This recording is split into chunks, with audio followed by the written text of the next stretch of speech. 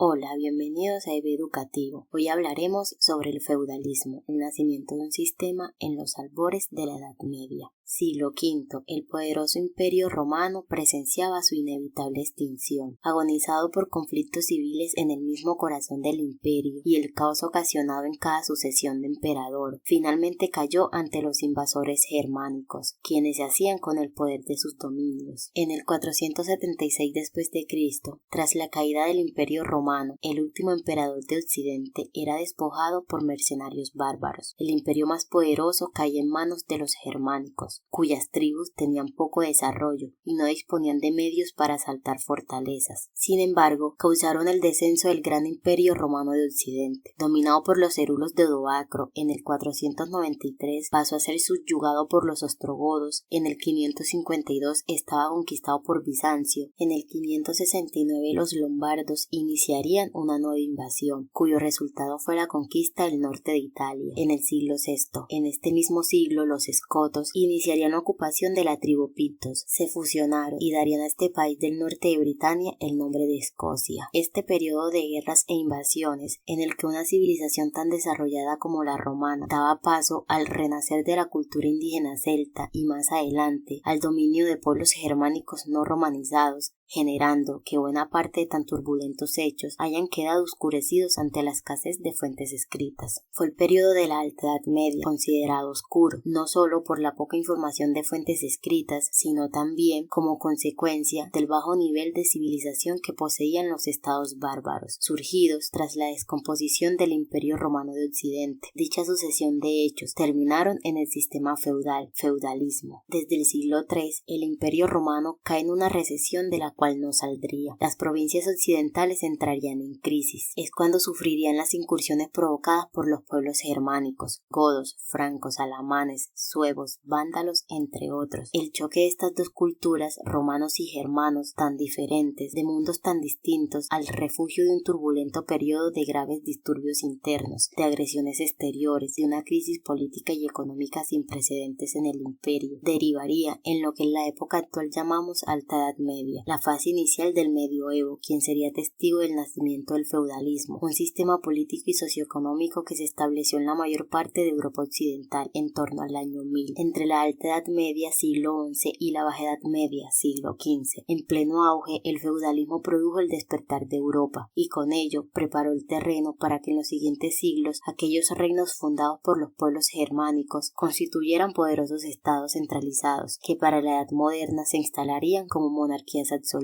El feudalismo nació fruto del choque producido entre estas dos culturas, romana y germánica, a través de un largo periodo de transición que se extendió por siglos. Feudalismo es un término ambiguo y objeto de varias controversias, no pertenece al léxico medieval, más bien se conoce solo en la Edad Moderna. Las personas de la Edad Media no utilizaban este término. Algunos críticos sugieren que no captura la complejidad de las relaciones sociales y políticas de la época actual. La sociedad medieval era más diversa y dinámica. Además, señalan que el feudalismo no fue un sistema uniforme en toda Europa y que las estructuras sociales y políticas variaban considerablemente de una región a otra. Se objeta que la historia medieval no conocía el término feudal, pero la Edad Media es el periodo que marca el nacimiento de la palabra y el concepto de feudo. Y no es correcto que esta concepción altomedieval se presente en las escuelas y en la cultura común de modo muy diferente a como fue en realidad. Periodo feudal, señores y vasallos formaron parte de la nueva sociedad feudal, pero para que el señorío rural y el régimen feudal aparecieran, antes debían producirse cambios sustanciales en el mundo romano y germánico. La desaparición progresiva del sistema productivo esclavista resultaría esencial para que se acabara gestando el régimen señorial. El sistema feudal tiene sus raíces en el sistema señorial romano, en el que se compensaba a los trabajadores con protección mientras vivían en grandes propiedades. Libre pero dependiente, aparece la figura del colono que precede al esclavo, pero para que esto pudiera tomar forma, antes debieron de aparecer en la Roma republicana los latifundios nobiliarios y, a continuación, pasar a ocupar la mayor parte de la superficie cultivable, tierra que era trabajada por esclavos. Como consecuencia de la caída del Imperio Romano, la inestabilidad política y la inseguridad constituyó que pequeños ejércitos privados defendieran sus posiciones. Con ello, la aristocracia terrateniente se erigía en élite militar, que disfrutaba del monopolio de utilización de las armas, y nada impedía que se quedaran con la totalidad de las tierras cultivables. Incluso el Estado vendió tierras de propiedad pública. Asimismo, el crecimiento de latifundios tendría lugar. En esta búsqueda de protección, siglos V al VII, surgieron dos modos de protección, el patrocinio y la encomienda. Patrocinio, relación de dependencia entre un gran propietario y un guerrero. Uno brindaba protección militar mientras el latifundista ofrecía una propiedad denominada beneficio, o bien se encargaba de la manutención. Encomienda, campesinos libres entregaban sus tierras a grandes propietarios a cambio de su protección. Entonces, los señores alquilaban esa tierra a cambio de cosechas. Si te está gustando este video, dale un me gusta y déjanos saber en los comentarios. Por otro lado, el reino de los francos del siglo VIII, en el que un rey entregaba tierras de por vida para recompensar a los nobles leales y recibir servicio a cambio, para gobernar y administrar su inmenso imperio, Carlos Magno creó un sistema piramidal de lealtades. Dividió el territorio en condados y marcas, al frente de los cuales situó a un conde o a un marqués. En ellos delegó parte de sus atribuciones, como la recaudación de impuestos, la administración de la justicia y la organización de huestes militares, a cambio de su lealtad. De esta manera, los campesinos prestarían vasallaje a los condes y marqueses, y estos a su vez al emperador. Sin embargo, la división del imperio de Carlos Magno, unida a las segundas invasiones acontecidas entre los siglos IX y X, quebraron el poder real. Los normandos por el norte, los magiares por el este y los musulmanes por el sur devastaron Europa occidental. La incapacidad de los monarcas de proteger a sus súbditos fue entonces aprovechada por los señores, quienes convirtieron sus feudos en hereditarios y se apropiaron de las competencias reales. Los campesinos pasaron a ser siervos, quedando bajo control total de los señores. El sistema feudal se perpetuó como status quo, porque el control de la tierra requería la capacidad de realizar el servicio militar, y debido a los costos que suponía de armas, armaduras y caballos, se necesitaba la tierra para financiarlo. Así, existía una división perpetua entre la aristocracia terrateniente, monarcas, señores y algunos arrendatarios, y quienes trabajaban la tierra para ellos, que podían ser trabajadores libres o no libres. La sociedad feudal como producto de la dominación ejercida por los señores sobre los campesinos, la relación de dependencia personal, relaciones feudo-vasalláticas. La sociedad pasó a ser trifuncional, siglos XI al XIII, establecida por la nobleza, la encargada de velar por la seguridad de la sociedad, el clero por la salvación de las almas y el campesinado trabajaba para mantener a las otras dos órdenes. La figura del rey quedó limitada, gobernaba los reinos independientes, dirigía el ejército, legislaba, acuñaba monedas e impartía justicia. No obstante, solo era primero entre iguales, debía tener en cuenta a los nobles y eclesiásticos para tomar decisiones y gobernar. La economía feudal se basaba inminentemente en la agricultura, la unidad de producción eran los feudos o señoríos. La estabilización que el régimen feudal aportaría a los estados surgidos después de la desmembración del imperio carolingio, tras sufrir todos ellos un periodo de graves dificultades entre los siglos IX y XI, permitiría a Europa occidental experimentar un marcado crecimiento demográfico. A partir del siglo